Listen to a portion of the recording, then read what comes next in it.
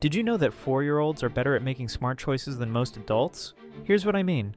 In the famous marshmallow test, kids who waited 15 minutes for a second marshmallow did better in life than kids who ate the first one right away. But here's the thing. We adults fail this test every single day. We choose Netflix over sleep that would help tomorrow's performance.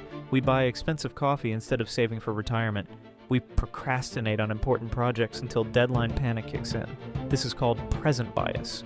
Your brain values immediate rewards way higher than future ones, even when waiting clearly makes more sense.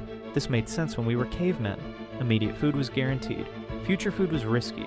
But now companies exploit this weakness. Payday loans, credit card minimum payments, subscription services with big upfront discounts. The solution isn't willpower. Willpower always fails. Instead, use pre-commitment. Set up automatic savings. Delete social media apps before bed. Make future you the default choice. Work with your biased brain, not against it.